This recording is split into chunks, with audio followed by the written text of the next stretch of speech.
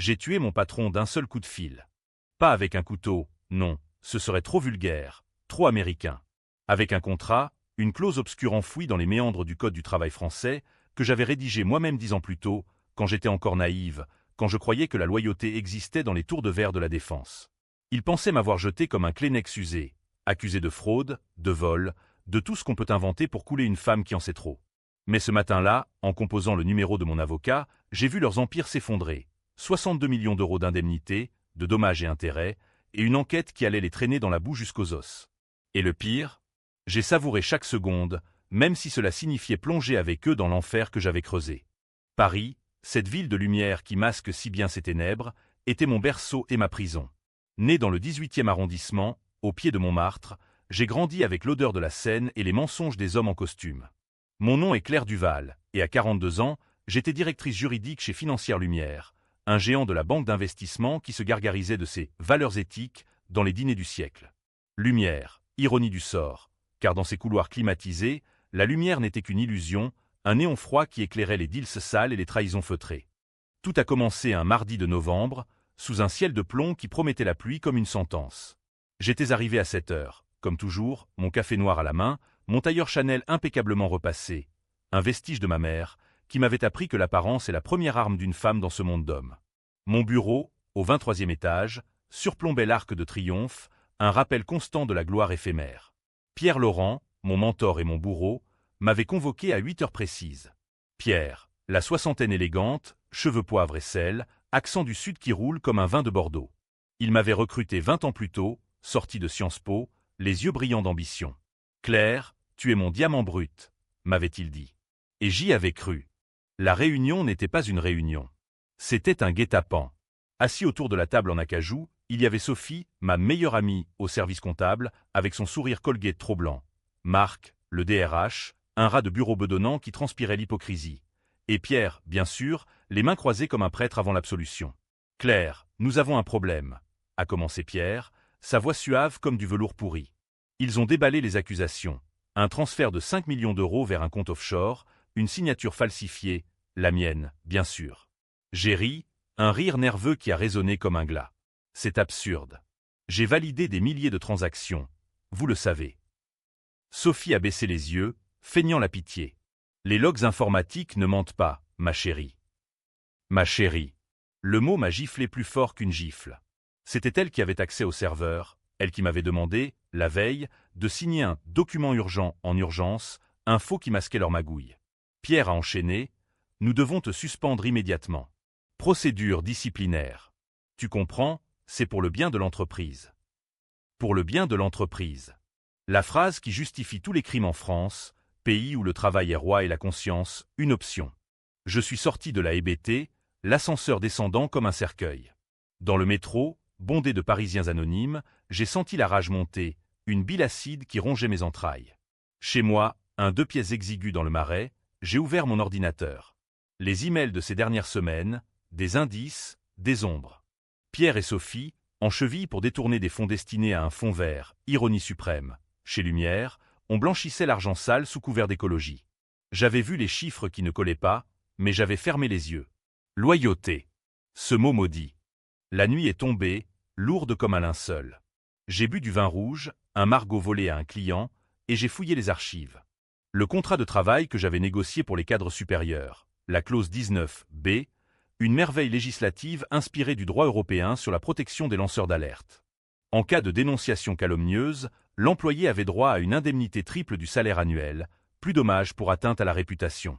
Et surtout, une obligation de transparence. L'entreprise devait ouvrir ses livres à un audit indépendant. 62 millions, c'était le bas de l'échelle. Mais ce n'était pas l'argent qui m'animait. C'était la vengeance, pure, viscérale, celle qui fait de nous des monstres. Le lendemain, j'ai appelé mon avocat, Maître Duval. Oui, un homonyme, un ironie supplémentaire. Préparez la plainte. Diffusion publique. Je veux que ça saigne. Il a ri, un rire de requin. Claire, tu vas les éviscérer. Et c'est ainsi que l'abîme s'est ouvert. Mais je n'avais pas vu la profondeur. Pierre n'était pas seulement un traître, il était mon père. Le secret qu'il avait enterré 30 ans plus tôt, quand il avait abandonné ma mère enceinte pour grimper les échelons. J'avais appris ça par hasard, une lettre jaunie dans les affaires de maman, avant sa mort d'un cancer foudroyant. Je l'avais taillé en silence, travaillant pour lui comme une fille prodigue. Et maintenant, il me poignardait dans le dos pour protéger son empire bâti sur mes silences. Les jours suivants ont été un tourbillon de fureur contenue. Les médias, flairant le scandale, ont commencé à gratter. Le Monde titrait « Fraude chez Lumière, une cadre accusée ». Moi, la méchante. Les collègues, ces ombres grises, m'évitaient dans les couloirs virtuels de l'entreprise. On m'avait confisqué mon badge, mais pas mon VPN. J'ai vu les emails internes. Claire est folle, elle va nous couler. Folle. Le mot qui brise les femmes en France, pays où Simone de Beauvoir est un mythe et le sexisme, une tradition. J'ai marché le long de la Seine, sous la pluie qui fouettait comme des lames. Les ponts, ces veines de Paris, murmuraient des promesses de sceaux. Mais non. La vengeance n'est pas la mort. C'est la vie prolongée dans la souffrance de l'autre. J'ai rédigé la lettre de dénonciation, ligne par ligne, avec la précision d'un scalpel. Chaque mot une entaille. J'accuse Financière Lumière de blanchiment d'argent via des fonds fictifs. Preuves jointes, transfert bancaire, email codé. Et la clause 19B, mon joker, activé comme une grenade. Quand j'ai appuyé sur « Envoyer », j'ai tremblé. Pas de peur, de extase. Le monde allait basculer. Mais Pierre, ce serpent, avait un plan B. Il m'a appelé ce soir-là, voix mielleuse. « Claire, reviens. » C'était une erreur. On peut arranger ça en famille. En famille. Le mot m'a transpercé. J'ai raccroché et j'ai vomi. La trahison n'était pas seulement professionnelle. Elle était sanguine, viscérale. La presse a explosé le lendemain. BFM, scandale Lumière, 62 millions en jeu. Les actions ont chuté de 15% en une heure. Pierre a convoqué une conférence, mentant avec l'aisance d'un politicien. Nous regrettons profondément cette erreur administrative. Erreur. Mon cul. Sophie, cette vipère, a fui en week-end à Deauville, mais j'avais déjà ses coordonnées bancaires, un détail que j'avais noté, au cas où. Pourtant, dans la solitude de mon appartement, les doutes m'assaillaient. Étais-je vraiment innocente? Avais-je fermé les yeux trop longtemps? La clause 19B me vengerait, mais à quel prix? J'ai ouvert une bouteille de cognac, et j'ai pleuré pour la première fois depuis des années. Pas pour moi, pour l'illusion que j'avais chérie, celle d'une famille, d'une loyauté. Paris, dehors, bruissait de ses secrets, indifférente à mes tourments. Et moi, Claire Duval, je n'étais plus qu'une ombre en marche vers le chaos. Les ombres du passé ne meurent jamais. Elles pourrissent, et leur puanteur imprègne tout. 2 semaines après l'envoi de cette lettre fatidique, je me suis retrouvé dans le bureau de Maître Duval, un cabinet caverneux du 8e arrondissement, où l'odeur de vieux cuir et de cigares cubains se mêlait à celle de la victoire imminente. C'est gagné d'avance, Claire, m'a-t-il dit, ses lunettes en écailles glissant sur son ébusquet. La clause 19B est une forteresse. Ils ont falsifié des preuves, l'audit indépendant va les démolir. J'ai hoché la tête, mais intérieurement, je bouillonnais. Gagner? C'était une guerre, pas une partie d'échecs. Et Pierre, mon père maudit, jouait pour l'Empire, pas pour l'honneur. Les nuits étaient pires. Insomnie, cette compagne fidèle des damnés. Je revivais la scène, la table de réunion, les regards fuyants. Sophie, avec son parfum Chanel numéro 5 qui masquait son venin. Elle avait été ma confidente, celle à qui j'avais confié mes doutes sur Pierre, mes soupçons sur les fonds. Il est comme un père pour toi, m'avait-elle dit un soir, autour d'un verre de chardonnay au comptoir du Relais. Un père. Si seulement elle avait su. J'avais gardé le secret pour moi, par honte, par amour tordu. Mais Sophie savait pour les transferts. Elle les avait initiés, sous couvert d'un projet philanthropique, pour Haïti, un mensonge pieux pour laver l'argent d'un oligarque russe. J'ai commencé à creuser plus profond. Depuis mon appartement, éclairé par la lueur bleue de l'écran, j'ai piraté, non, accédé légalement, via des backdoors que j'avais laissés en place par paranoïa professionnelle. Les fichiers, des emails chiffrés, des virements en cascade vers des paradis fiscaux. Pierre signataire principal. Et moi? Mon nom apposé sur un faux protocole, daté d'une heure où j'étais en rendez-vous avec un client à Lyon. Gâcher ma réputation pour sauver la sienne. Le serpent paternel. Un matin, alors que la brume enveloppait Notre-Dame comme un voile de deuil, j'ai reçu un appel anonyme. Voix déformée, accent parisien pur. Arrête, Claire. Ou on te brise pour de bon. Menace banale, mais elle a touché une corde sensible. J'ai riposté par un texto à mon avocat, accélérer l'audience. Les tribunaux français sont lents comme la justice divine, mais l'argent parle. Lumière a tenté de régler à l'amiable. 2 millions, un NDA étouffant. J'ai refusé. Dites-leur que je veux leur trip sur la table. Sophie m'a contacté alors, un message larmoyant. Claire, c'était une erreur. Pierre m'a forcé. Rejoins-nous, on peut tout effacer. Forcer. Le mot qui excuse les complices en France, pays des amours impossibles et des alliances fragiles. J'ai répondu, viens me voir. Au café de Flore. Elle a accepté, naïve. Assise sous les portraits de Sartre et Beauvoir, ironie suprême, elle a pleuré, son maquillage coulant comme un masque brisé. Il a dit que si je ne signais pas, il me virait. Et toi? Tu étais déjà suspecte. Suspecte. Pour avoir posé des questions sur les comptes opaques. J'ai sorti mon téléphone, enregistré tout. Raconte-moi tout, Sophie. Pour l'audit. Elle a craqué, déversant le poison. Les dîners chez Pierre à Neuilly, les enveloppes en cash, les nuits où il riait de la petite Claire qui grimpait trop vite. La petite Claire, bâtarde non reconnue. J'ai senti la bile remonter. Et le secret? Tu sais, pour ma mère. Elle a blêmi. Pierre m'a dit. Il voulait te protéger, en te virant avant que tu découvres. Protéger. Le mensonge ultime. De retour chez moi, j'ai confronté les miroirs. Mon visage, creusé par les nuits blanches, me renvoyait une étrangère, yeux verts hérités de lui, bouche serrée comme la sienne. J'ai fouillé les cartons de maman, ses reliques poussiéreuses. La lettre. Pierre, tu m'as abandonné avec elle. Ne reviens jamais. Et une photo. Lui, jeune, la tenant par la taille, riant sous les cerisiers de Versailles. J'ai déchiré l'image, mais les morceaux se sont collés dans ma mémoire. La contre-attaque est venue vite. Marc, le DRH, a lancé une campagne de diffamation. Articles achetés dans Valeurs Actuelles, me dépeignant comme une hystérique gauchiste. Fraudeuse et féministe amère, titrait-il. Paris, ville des Lumières, adorait les ragots. Mes amis, ou ceux qu'il en restait, se sont éloignés. Un dîner annulé, un texto froid. Désolé, Claire, c'est compliqué. Compliqué. Le mot des lâches. Mais j'avais des alliés inattendus. Une journaliste de Libération, Amélie, contactée via un ancien réseau. J'ai des sources chez Lumière. Ils paniquent. Nous nous sommes rencontrés au Procope, berceau des révolutions intellectuelles. Elle fumait une gauloise, illégale mais sacrée.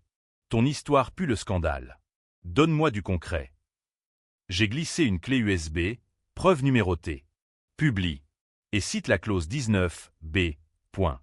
L'article est sorti le dimanche, le pot aux roses de Lumière, blanchiment et trahison familiale. Ils avaient leaké le secret. Pierre m'a appelé furieux. Espèce de salope ingrate. Tu vas détruire tout ce que j'ai bâti pour toi. Pour moi. Le rire m'a étouffé. Tu m'as jeté au loup, père. À ton tour. Les actions ont plongé à 30%. Manifestation devant le siège, justice pour Claire, et lumière égale corruption. J'ai marché parmi eux, anonyme dans la foule, sentant pour la première fois le pouvoir de la rage collective. Mais la nuit, seul, les cauchemars venaient. Pierre me noyant dans la Seine, Sophie riant, maman spectatrice muette.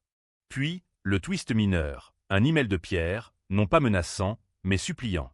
Rencontrons-nous. Versailles, comme autrefois. Autrefois, il ne m'avait jamais connu enfant. Pourtant, j'ai accepté. Sous les allées royales, automne roux comme du sang, il était là, vieilli, le costume froissé. Claire, je suis désolé. Ta mère. C'était une erreur de jeunesse. Erreur. Encore. J'ai craché. Tu m'as volé ma vie pour la tienne. Il a tendu une main. Reviens.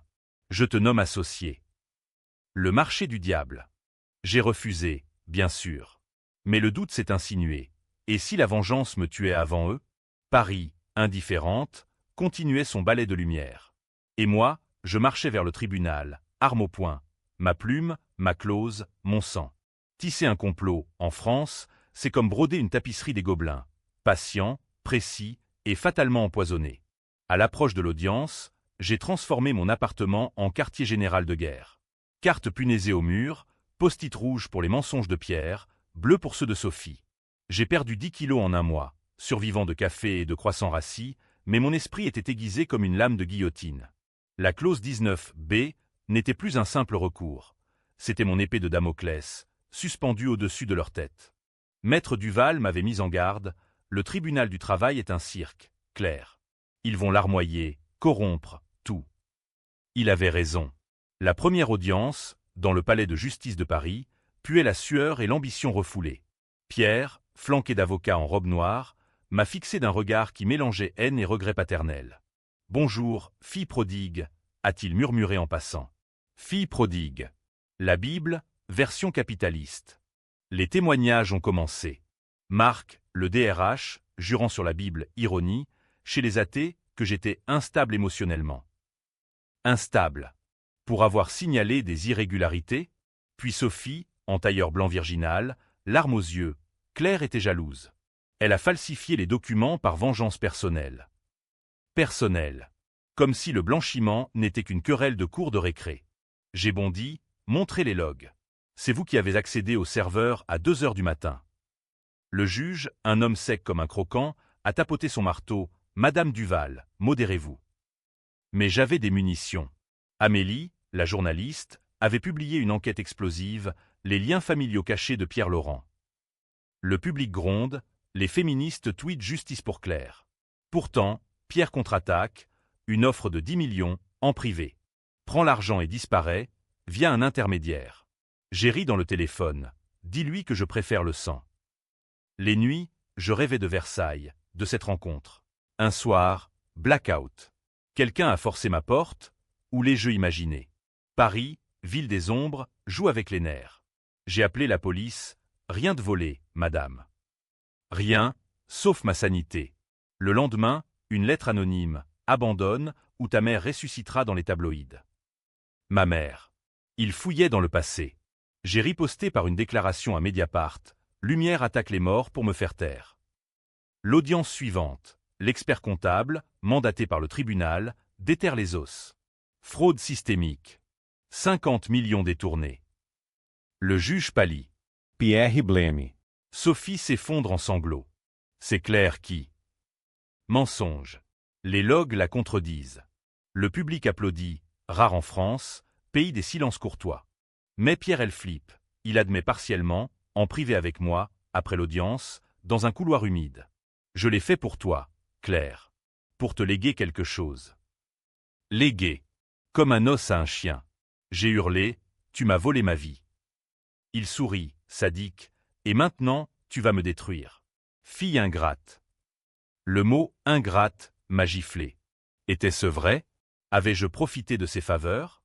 De retour au marais, j'ai bu jusqu'à l'aube. Le vin coulait comme des larmes. Appel à Amélie, écrit sur le côté humain. Montre qu'il m'a abandonné. Elle hésite. Ça va te faire passer pour la victime larmoyante. Victime. Je ne voulais pas ça. Je voulais la furie. Le complot s'épaissit. Un leak, mes propres emails anciens, où je fermais les yeux sur des petites irrégularités. Claire complice, titre les Inrocks. Doute public. Les manifestations faiblissent. Pierre jubile, je le sens. Twist intermédiaire, Sophie me contacte, seule. Pierre me bat.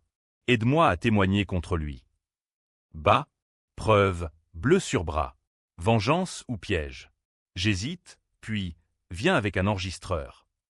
Elle accepte. Confession, il m'a forcé à te piéger. Il est les femmes fortes, comme ta mère. Haïr. Le fil rouge. J'intègre ça au dossier. L'audit avance, 62 millions confirmés, plus pénal. Pierre panique, offre 20 millions. Refus. Je veux la vérité. Paris, hiver mordant, reflète mon âme, froid, impitoyable. Je marche au Louvre, devant la Joconde, sourire énigmatique comme le mien. La vengeance tisse sa toile. Bientôt, le piège se referme. Mais sur qui? Le haut de la chute, c'est là où l'air se raréfie et où les masques tombent comme des feuilles mortes. L'audience finale, en janvier, sous un gel qui craquait la scène, a été un théâtre de l'absurde français. Avocat en perruque poudrée, juge impassible, et moi, au centre, une Antigone moderne face à Créon en costume Armani. La clause 19B a rugi comme un lion. Indemnité intégrale, audit total, dommage punitif. Le juge a statué, 62 millions, plus 10 pour diffamation. La salle a explosé, applaudissements, huées. Pierre s'est levé, livide, c'est la ruine. Ruine. Le mot qu'il m'avait jeté, des années avant. Dehors, la presse assiège. Flash, micro. Madame Duval, une vengeance personnelle. J'ai souri, Mona Lisa inversée, la justice n'est pas vengeance, c'est équilibre. Mensonge. C'était pure haine, saupoudré de droit. Les jours suivants, chaos.